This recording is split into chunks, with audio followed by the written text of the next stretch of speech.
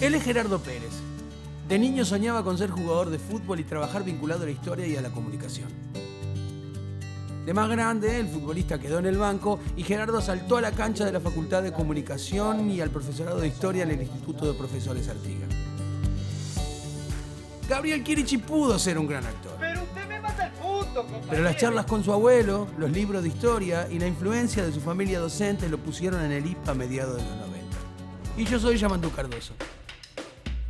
Entre la niñez y la adolescencia dije un montón de veces que de grande sería camionero o profesor de historia o las dos cosas. Pero me volví murguista con Agarrate Catalina. ¡Se soltaron los relojes! Y recorrí mi país y el mundo trepado a sus alas.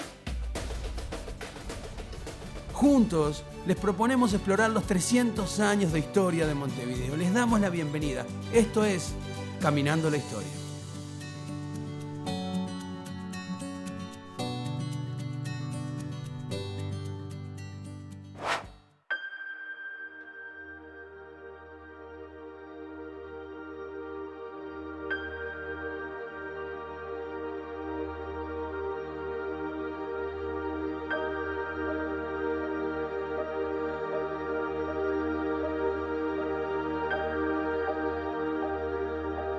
Montevideo dejaba atrás la Guerra Grande y empezaba a juntarse en pos de un futuro viable. Marchas y contramarchas, momentos de calma, levantamientos, desarrollo urbano ordenado y también desordenado, seguían construyendo una capital a la que ya le quedaba chica la ciudad nueva y empezaba a necesitar una ciudad novísima. Por el puerto entraban capitales, pero también epidemias, armas de fuego y ferrocarriles, así como una migración continua y constante. Les invito a recorrer la Montevideo del siglo XIX. Les doy la bienvenida. Esto es Caminando la Historia.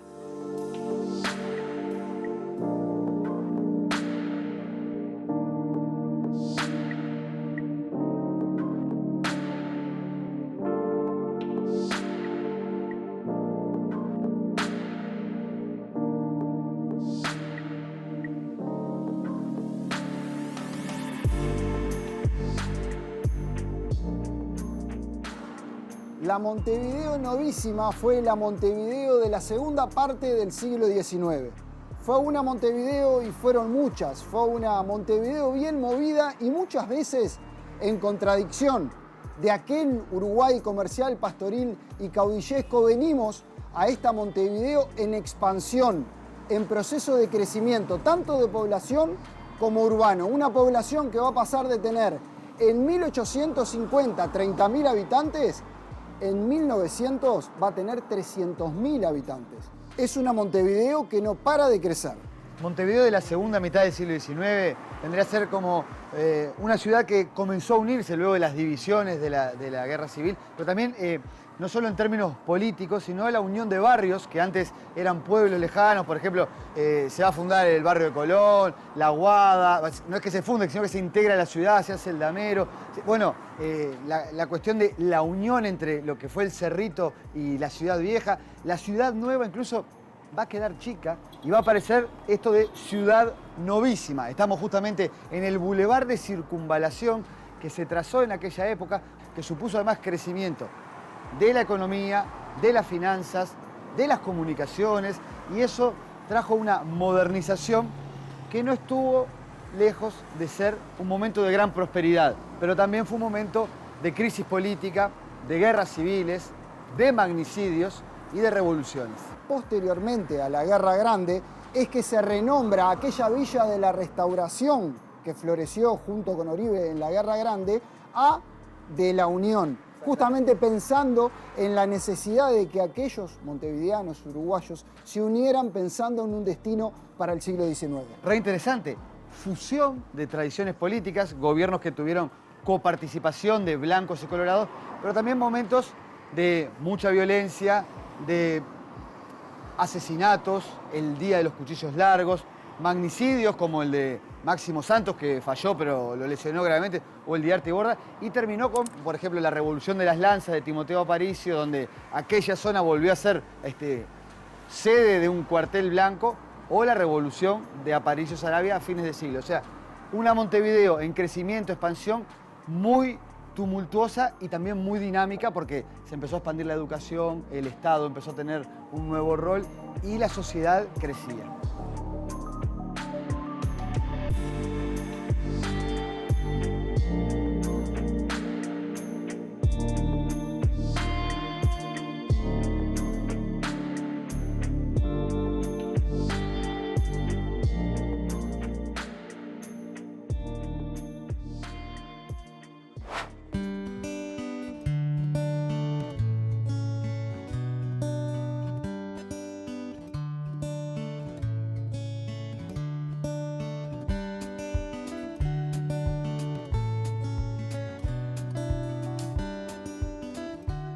Si bien en 1851 Uruguay había firmado la paz y no estábamos más en guerra, 2 años después, en 1853, el 18 de julio, ocurrió aquí un episodio muy triste, porque la Guardia Nacional, que era esa parte del ejército que se había creado para acompañar al presidente, que tenía más bien una tradición vinculada a lo federal y lo blanco, vino a prestar su saludo y juramento al día de la Constitución, pero vino con las armas descargadas.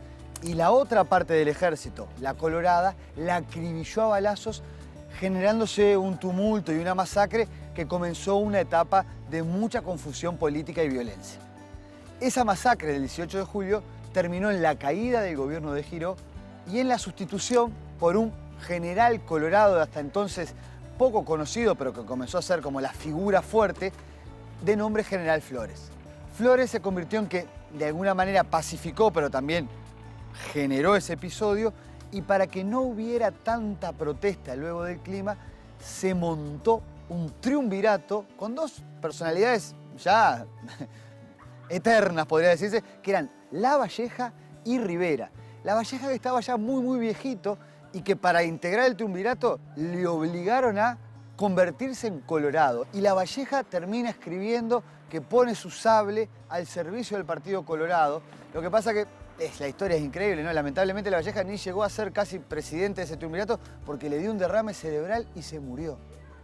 Del otro lado, Rivera, que estaba en Brasil, que había sido desterrado durante el gobierno de la defensa por los colorados, fue mandado llamar para integrar ese triunvirato con Flores, pero en el camino, de tan viejo que estaba, Rivera también terminó muriendo. Pero lo cierto es que Uruguay, del 53 en adelante, estuvo gobernado por Flores, aunque con un clima muy violento, y ese triunvirato no pudo funcionar. Por tanto, muchos blancos consideraban que el gobierno había sido usurpado y se corría peligro de una nueva guerra civil. Y allí fue muy importante, otra vez, el lejano y cercano barrio de La Unión, porque en La Unión, Oribe, el viejo caudillo federal, y Flores, este presidente sin triunvirato colorado, firmaron el famoso Pacto de la Unión en 1955, que permitió que se llevaran juntos ambas tradiciones políticas a un mismo presidente como candidato. Parece increíble, pero Gabriel Pereira, el presidente de 1856, fue elegido con el apoyo de los 2 caudillos de ambas tradiciones y no volvió a existir un enfrentamiento como el que contábamos.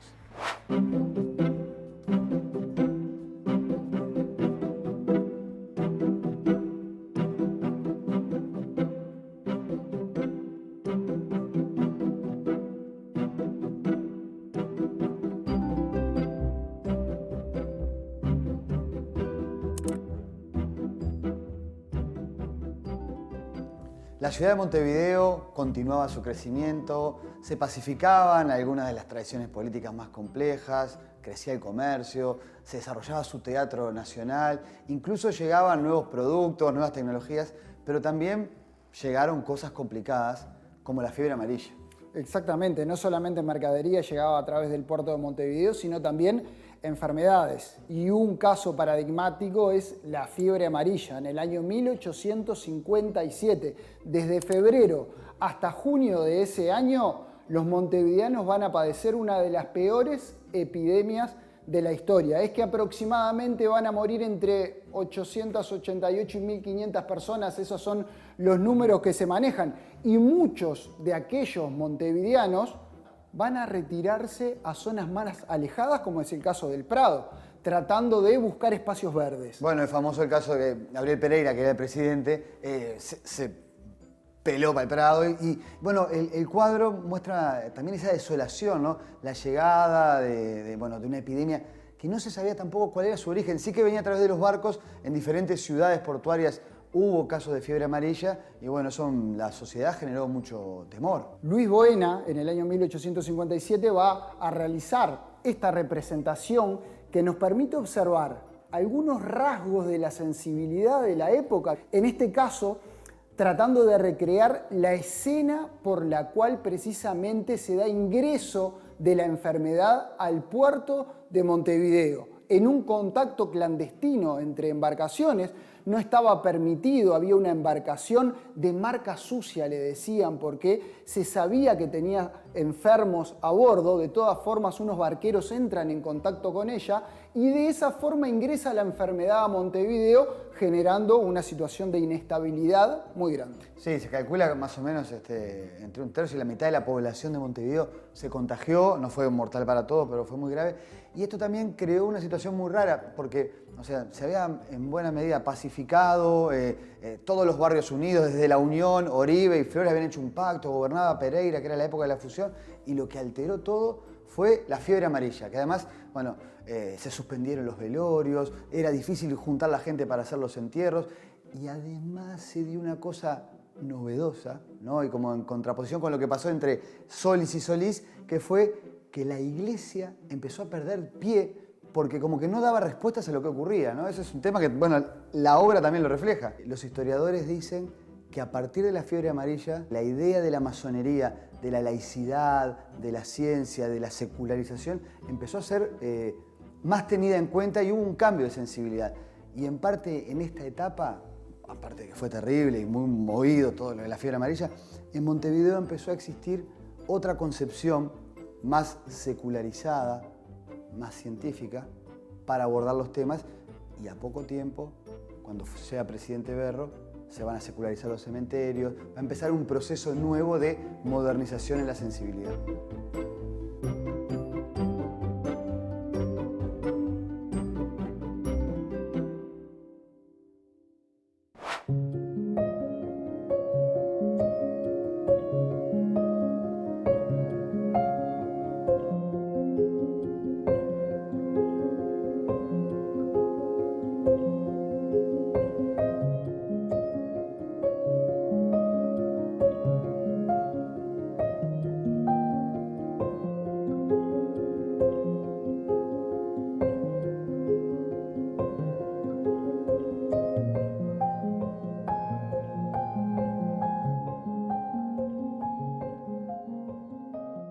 Aquí el Prado también, o desde aquí también podemos mencionar muchas mujeres que van a tener mucho que ver en esta última parte del siglo XIX y primera parte del siglo XX, y vinculadas a la educación, como es el caso de María Estañero de Munar, que estuvo fuertemente vinculada con José Pedro Varela y toda la reforma de la educación. Pero también tenemos a Eugenia Vaz Ferreira desde el Nomenclátor, a Adelmira Agustini desde el Nomenclátor. Es decir, que desde el Prado se recuerda a las mujeres con mucha importancia. Sí, porque la ciudad novísima también incorporó estos nuevos movimientos sociales. O sea, hay una parte cultural que es interesante pensar, que es la llegada de nuevos inmigrantes. Por ejemplo, traen periódicos nuevos, los primeros, en las cátedras incluso de la universidad que se estaba desarrollando, socialistas utópicos, los anarquistas con los tipógrafos van a generar los primeros sindicatos, y está el movimiento por la educación popular, ¿no? Los círculos políticos, por ejemplo, el Club Nacional, el Club Radical, hay una efervescencia. El Ateneo de Montevideo, exacto, con los ¿no? debates. La llegada de las discusiones científicos, filosóficas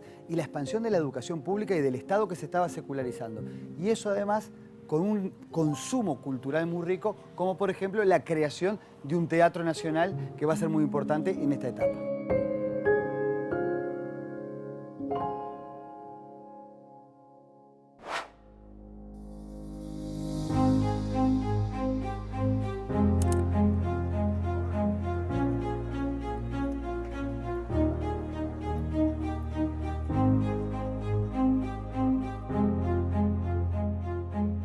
¿Solís o Solís?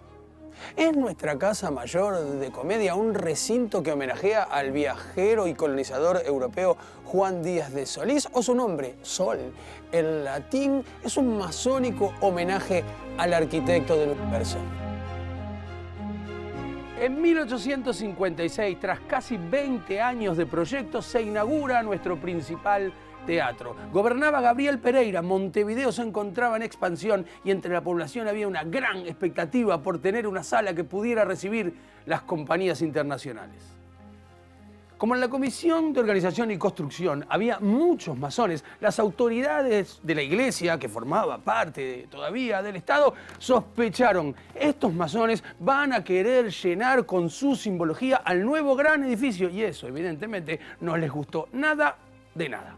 ¿Y qué hicieron las autoridades al respecto? Organizar una justa poética para ver qué nombre quedaba mejor. Dos poetas. Por el lado de los masones, Heraclio Fajardo, escrito por Acuña de Figueroa, el del himno. Y por el otro lado, Francisco Xavier del Hacha. ¿Qué quedará mejor? ¿Solís por Juan Díaz o Solís por el Astro Rey? Una justa poética vendría a ser como una batalla de freestyle, como una riña de gallos de aquel momento, como un aplausómetro de Cacho de la Cruz de aquellos días. Ahora voy a hacer de Fajardo, que es el que le escribió Acuña Figueroa. Voy, Fajardo, soy Fajardo. Bello y sublime el interior contemplo, y grandioso el peristilo del templo. Con el gas rutilante centelian del rico artesonado los primores, prestigioso recinto que hermosean mil reflejos de mágicos colores. Y ahora me voy rapidito y hago de Del Hacha, que es el otro, que me parece que fue el que ganó. No quiero andar spoileando, pero dice así lo de Del Hacha. Pará, voy, me paro acá. También tu nombre es inmortal, Solís, y rememora el del audaz piloto, que el primero, burlándose del noto, en nuestras playas enclavó su cruz. La cruz, que es signo de progreso y vida, en cuyo nombre al provenir marchamos, y templos y santuarios elevamos a las artes, al genio, a la virtud. ¡Bravo! ¡Bravo! ¡Otra! Y por veredicto popular el resultado es Solís 2, Solís 0. No sabemos si el partido lo perdió Fajardo en la hora o lo ganó la poesía épica de Del Hacha o la cristiandad reinante como manera de entender todos los asuntos de esta vida, o que aquello de los masones no era tan popular entre la gente. La cuestión es que quedó Solís, aunque la simbología y la fachada del mismo teatro tienen mucho más del Sol que de Juan Díaz.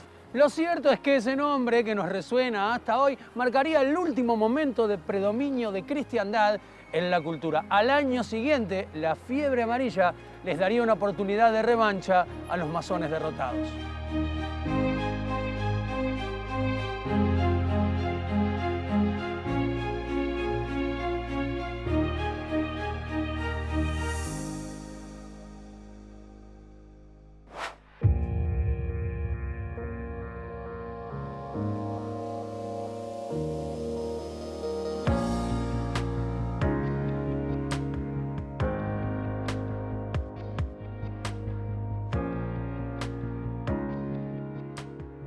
En 1865 ingresaba Venancio Flores a Montevideo, apoyado por la Iglesia Católica, que había reclamado la secularización de los cementerios de la época de Berro, y Jacinto Vera lo apoyaba en lo que era el inicio para nuestra ciudad de la guerra de la Triple Alianza, porque tras bombardear Paysandú y bueno, lograr el apoyo también de Brasil, del presidente Mitre de la Argentina, Flores retomaba el poder y a partir de ahí nuestra ciudad se involucraba en el mayor conflicto regional. A partir de este momento también, particularmente más a partir de 1866, es que Montevideo va a tener un crecimiento y cambios urbanísticos muy importantes.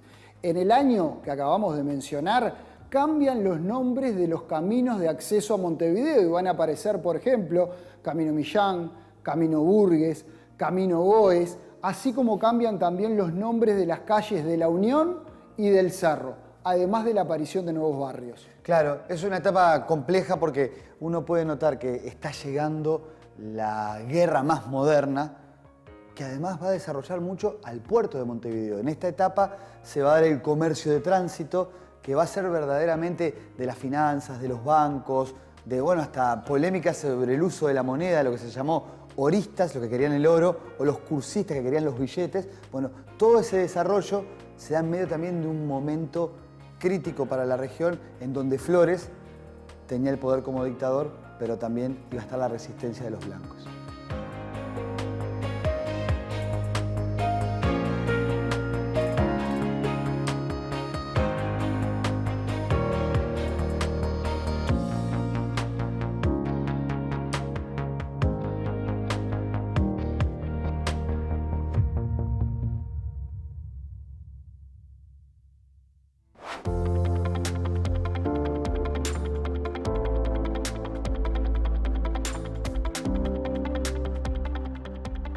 El ensanche de Montevideo luego de la Guerra Grande, con el traslado del mercado de frutos de la Plaza Cagancha a la Plaza de las Carretas, hizo que esta zona comenzara a ser mucho más transitada. Eso generó la necesidad de un medio de transporte. ¿Cuál fue el elegido en aquel momento?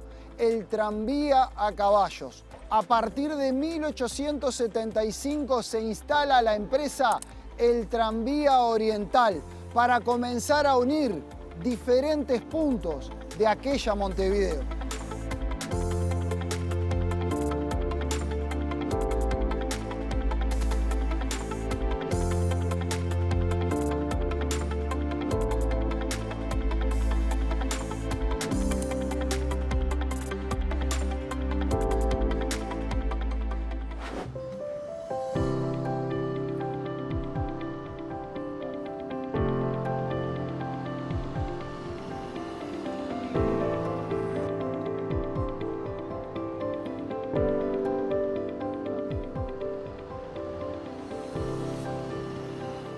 La avenida General Flores se llama así desde el año 1908. Recuerda al general Venancio Flores, un hombre importante y polémico en parte del siglo XIX. Formó parte de algunas batallas rumbo a la independencia del Uruguay. Integró el Ejército Colorado en la Guerra Grande. Formó parte de un triunvirato que gobernó Uruguay posteriormente a dicha guerra. Encabezó el Ejército Oriental en la guerra contra Paraguay y formó parte de lo que se conoció como la Cruzada Libertadora en contra del gobierno de Berro, de la cual tomaría el gobierno por la fuerza. Su vida terminaría un 19 de febrero de 1868, en lo que se conoció como el Día de los Cuchillos Largos. Muchos hablan de él como un caudillo trágico.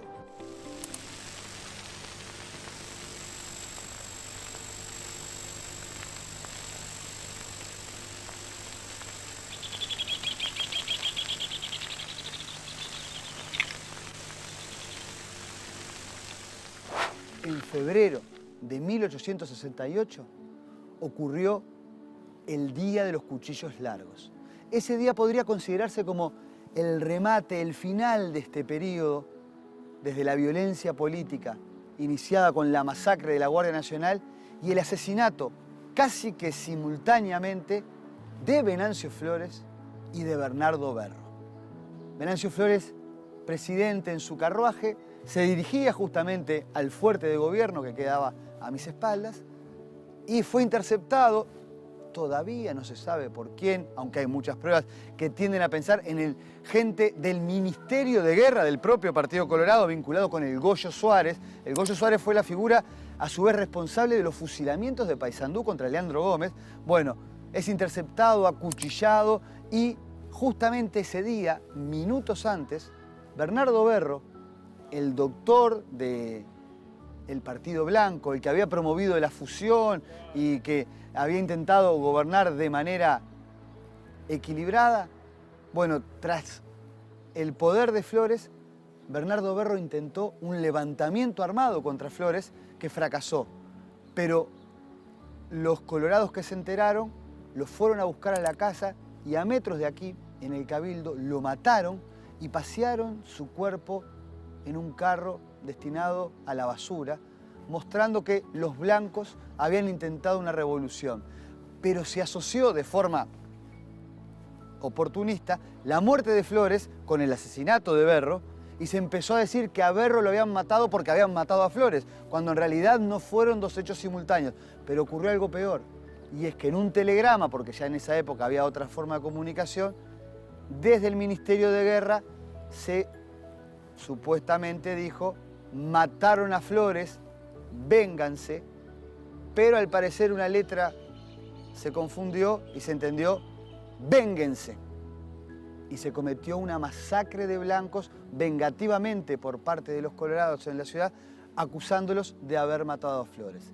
De esta manera terminaba una etapa trágica en la política del Uruguay, que había tenido mucha estabilidad, pero que en el marco de disputas no resueltas y un conflicto regional como la Guerra del Paraguay, terminó siendo muy dramática.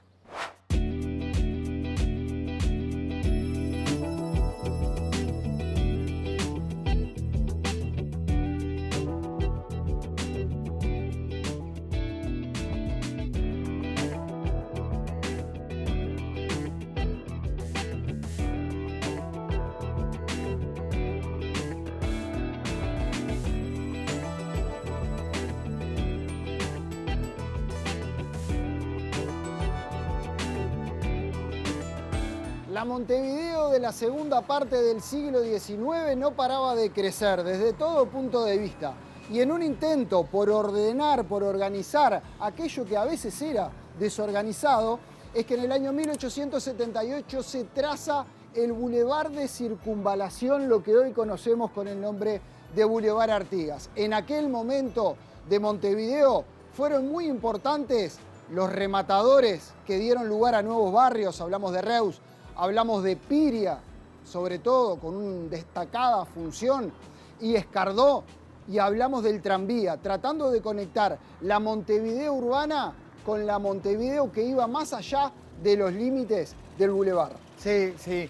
Si nos imaginamos esta larga línea recta que hace, aparte, un ángulo recto, ¿no? Y toma para el otro lado, como que uno puede imaginarse una ampliación del damero de la ciudad, que pasó a llamarse Ciudad Novísima en 1885, en esta Montevideo Novísima, donde gobernaba, por ejemplo, Máximo Santos.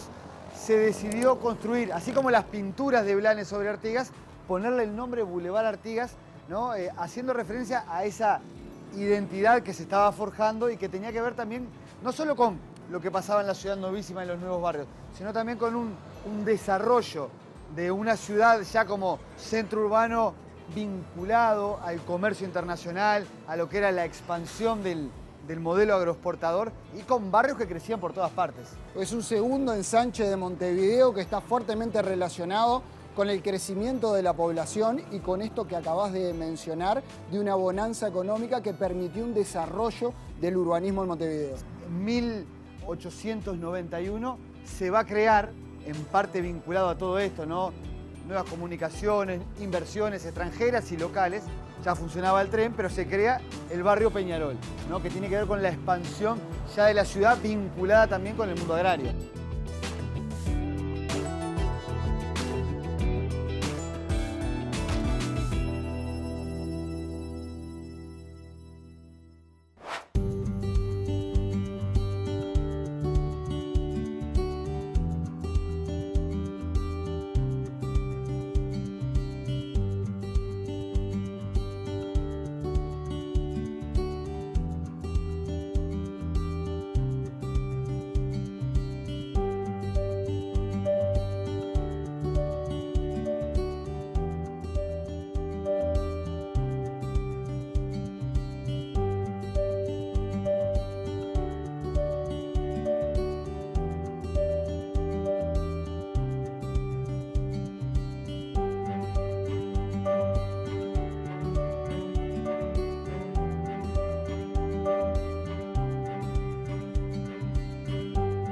¿Cuándo podemos decir que Montevideo empieza a dejar de transitar la edad del cuero y la importancia exclusiva de la ganadería y a incorporar modernidad y tecnología para que cambie la jugada?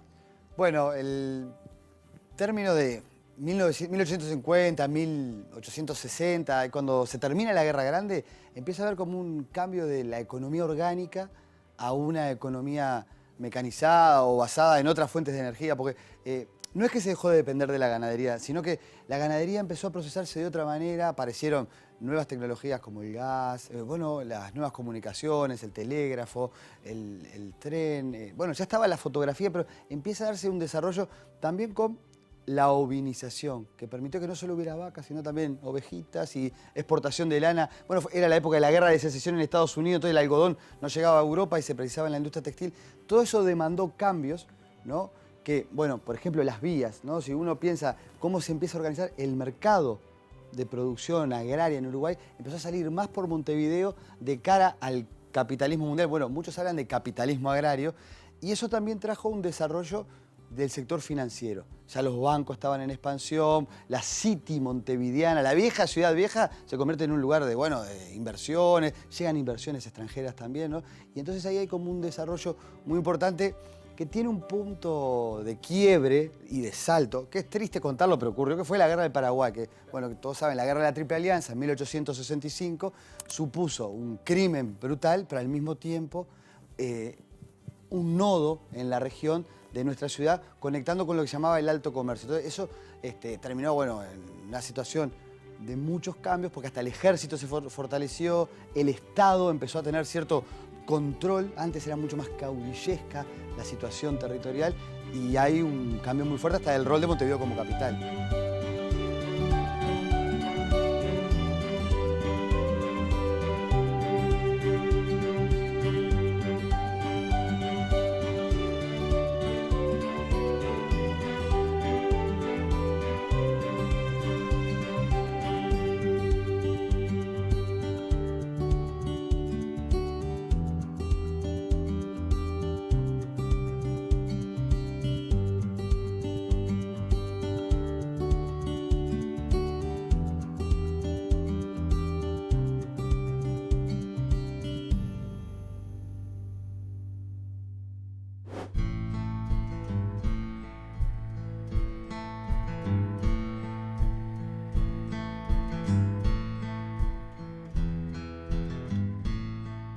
El dique de Mauá es un lugar emblemático de aquella Montevideo que se estaba transformando en el marco del desarrollo económico capitalista de la segunda parte del siglo XIX.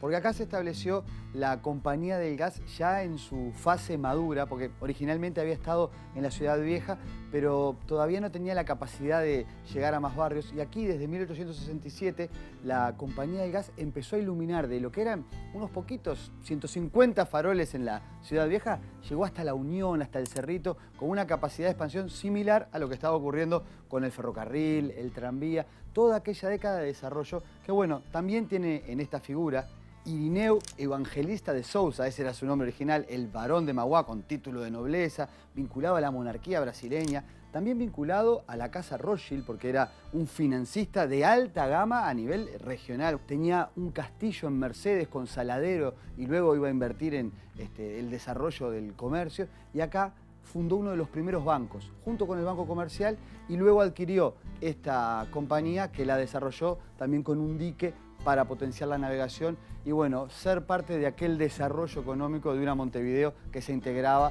a la expansión capitalista.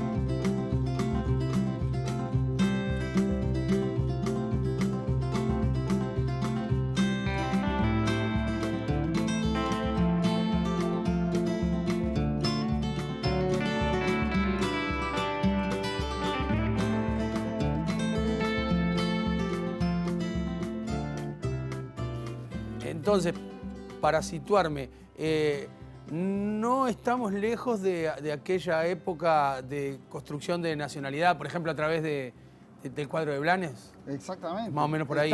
Estamos transitando esa época, ¿no? La década del 70, la década del 80, en la cual Blanes, a través de diferentes pinturas, trata de trabajar en la formación de la identidad nacional, esa construcción política que se intenta hacer desde diferentes ámbitos, desde la pintura, desde intelectuales como por ejemplo Carlos María Ramírez, que salió a defender la figura de Artigas, desde el discurso de Zorrilla de San Martín, desde instalar nombres en las calles, en esta nueva ciudad que nacía, la ciudad novísima y ese Boulevard Artigas. Claro. Desde diferentes lugares se intenta trabajar en pos de una identidad nacional. Reforzar esa idea. Exactamente, y también a través de la reforma de la educación. Y aparece José Pedro Varela rodeado de un conjunto de mujeres muy importantes, y acá tenemos a Enriqueta Comti Riquet, tenemos a María Estañero de Munar, tenemos a María Vittori acá en Peñarol, que cumplen un rol muy importante en esa sociedad migrante del campo a la ciudad y del exterior a nuestro país, que va formando diferentes grupos obreros, y también a partir de este momento esos grupos van a reunirse en pos de luchar por derechos comunes. Está bien, si pienso en una Montevideo con mejorías, más próspera. Yo creo que es notorio el cambio en la dinámica demográfica, de servicios, de riqueza, de producción cultural, ¿no? Hay más escuelas, hay más cafés, hay más actividades, hay más barrios, ¿no? Sí, se desarrolla todo esto que conocemos como, bueno, la especulación con la venta de solares, los loteos, las tierras, va a aparecer Piria, Reus, Florencio Escardó, ¿no? Florencio Escardó, que rematan lugares, y como están llegando migrantes, ¿no? También esas actividades que tienen oficios, complementan las nuevas obras de construcción, 2 talleres, hay un sinnúmero de cosas que tienen que ver con un desarrollo del capitalismo agrario que nos conecta con el mercado mundial, liderado por Inglaterra. Incluso es la época en donde los bancos, su moneda de cambio era el oro, porque la libra era la principal moneda con la que se comerciaba. Pero también es una época interesante para pensar que había contradicciones sociales, porque esto que decía, ¿no?, de la cuestión obrera, ¿no? También está la cuestión social de los expulsados del medio rural, porque lo que vos preguntabas, ¿no? Bueno, ¿cuándo llega la tecnología? Una de las tecnologías que llegó a los campos de la región de Montevideo fue el alambramiento. El alambramiento también supuso, a partir de 1877, ¿no?, con el Código Rural aplicándose, la exclusión de los, por ejemplo, puesteros, de las familias que no tenían los títulos y no podían pagar el alambramiento. Entonces hay una migración del campo a la ciudad que, bueno, se van a incorporar en diferentes actividades, pero al mismo tiempo no tienen los beneficios de la prosperidad. Y eso yo creo que además tiene otra cosa para pensar de nuestro desarrollo como ciudad, y es que los barrios van a ir incorporando elementos de esa migración, elementos de la cultura letrada de la escuela pública, con ese magisterio femenino que da mucho, y de los movimientos obreros, anarquistas, sindicalistas, que vienen de, ¿no? Es interesante.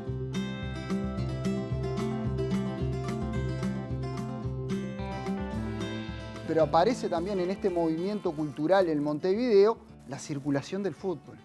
El fútbol va a cumplir, como tantos fenómenos culturales en este momento, un rol muy importante. Este deporte que llega de la mano de los ingleses a nuestro país y que rápidamente va a ser adoptado por los criollos. Muchas veces vemos al fútbol como un elemento que es popular, pero también fue promovido por las élites, porque bueno, vino por los ingleses, que en realidad tenían un poder económico muy grande. Los universitarios también lo quisieron jugar, y rápidamente, como era, eso es una historia muy linda, ¿no? El fútbol era un deporte barato de jugar, por eso es una pelota, y como empezó a haber también luchas obreras que conseguían tiempo libre, felicidad para la gente. Claro. También se empezó a jugar en los barrios, y ahí como, bueno, a fines del siglo XIX, es interesante, ¿no? Abandonamos la edad del cuero, pero un juego que se jugaba con pelota de cuero empezó a ser lo más popular en la sociedad para divertirse, y nos dio como un espacio, además de la educación, la cultura, para la recreación.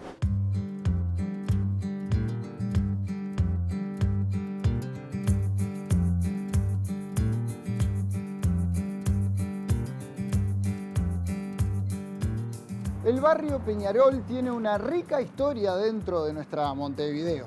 Lo ubicamos en el último cuarto del siglo XIX, cuando capitales ingleses llegaron a comprar buena parte de las empresas de ferrocarriles. el crecimiento de la empresa inglesa hizo necesario que construyeran un nuevo taller para insumos para aquella industria que llegaba a nuestro país. El lugar elegido fue la zona de Peñarol, una zona en aquel momento semi-rural, pero fue un proyecto de avanzada, fue un barrio, pueblo, modelo para lo que era la época. Los gobiernos orientales no estaban acostumbrados a un proyecto de tales dimensiones y a una organización y un detalle tan específico como lo tuvieron los ingleses. No solo construyeron el taller ferroviario, sino también un conjunto de casas para los obreros, que es por donde estamos caminando, también casas para el personal jerárquico inglés, la casa de los obreros para los criollos, así como el centro artesano, lugar desde donde se llevaría adelante una profunda actividad cultural. Una escuela, policía, juzgado. Fue un barrio pensado desde todo punto de vista.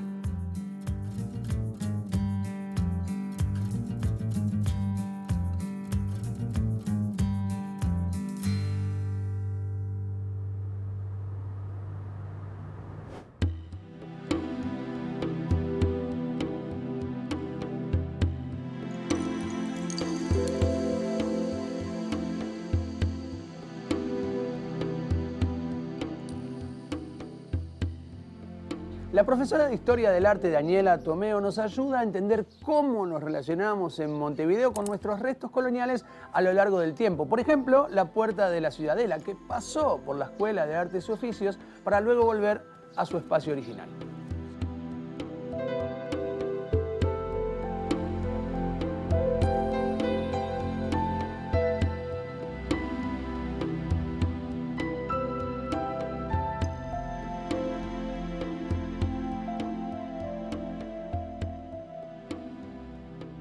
Es que cuando se tira abajo la ciudadela, la puerta de la ciudadela, en vez de destruirla, la sacan, la ponen en unas cajas, supongo que habrán numerado las piedras, la guardan y cuando se construye y se inaugura el edificio de la Escuela de Artes y Oficios, en Gonzalo Ramírez, ¿no? el edificio del Auto Central, sobre la fachada de Gonzalo Ramírez, ahí se pone, se reconstruye la Puerta de la Ciudadela. Hay fotos, ¿no? Muy interesantes.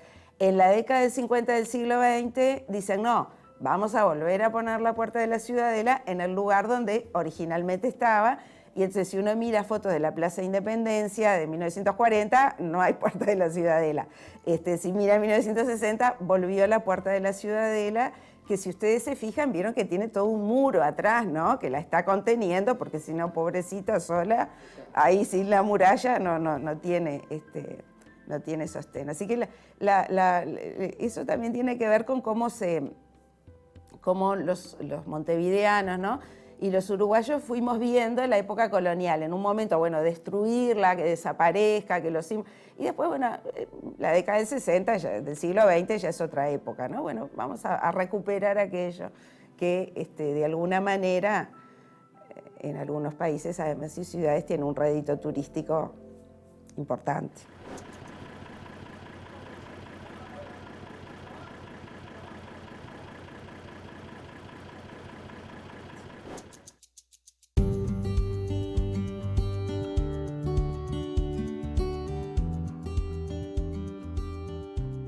En paralelo se está dando todo el proceso de separación de la Iglesia del Estado. Uruguay va a ser de los primeros estados que se conforman como Estado moderno en lo que se llamó la época del militarismo, pero al mismo tiempo un Estado laico, con matrimonio civil obligatorio, con desarrollo de la Universidad de la República. Lo que pasa que también hay que ver una cosa que no cambió del todo, que parecía que sí, pero no, y es que ese Estado moderno, que Montevideo era su capital, mantuvo un poder a veces de carácter autoritario. Si bien el ejército logró varias veces reducir a los caudillos, ya era un ejército profesional después de la Guerra de Paraguay, con La Torre y Santos eso se notó muchísimo, no dejó de existir un poder que era muchas veces fraudulento, oligárquico, en manos del Partido Colorado, que generó levantamientos armados una y otra vez. 1872 la Revolución de las Lanzas, antes tuvo la muerte de Flores Ciberro, ¿no? y va a terminar todavía llegando el siglo XX 1897, la última gran revolución, que es la de París, Arabia.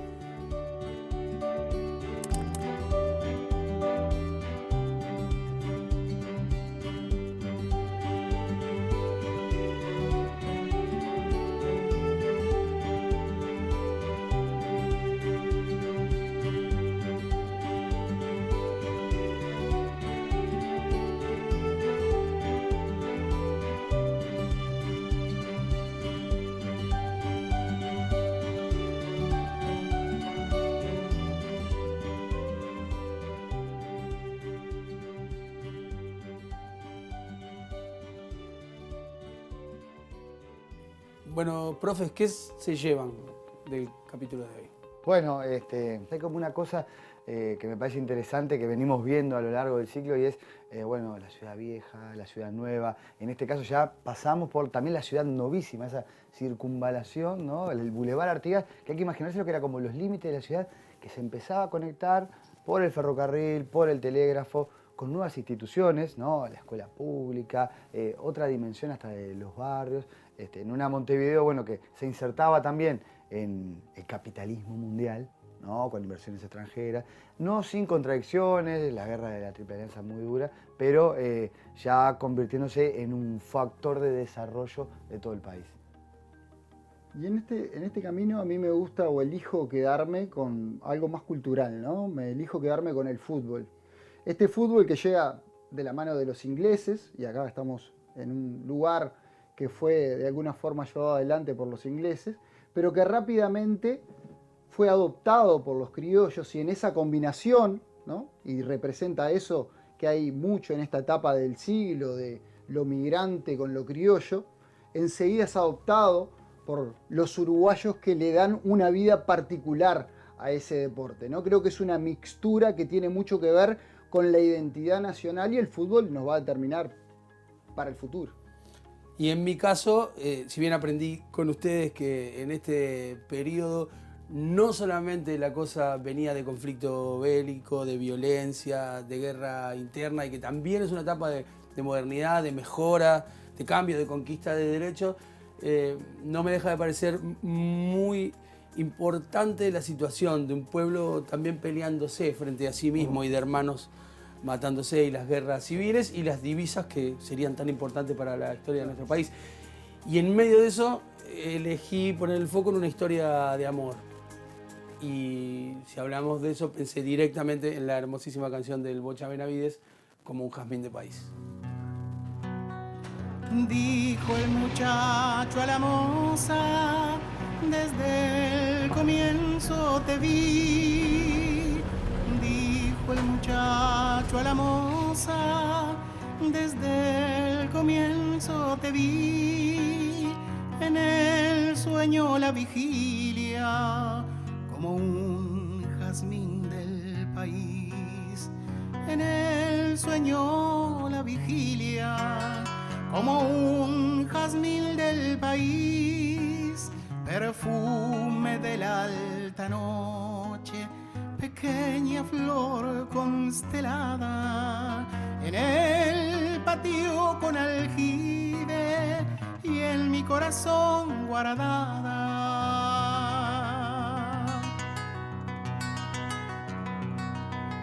Yo me voy con Aparicio, sé que otra divisa labran. Yo me voy con Aparicio, sé que otra divisa labran. Tus manos y llevarán los varones de esta casa, tus manos y llevarán.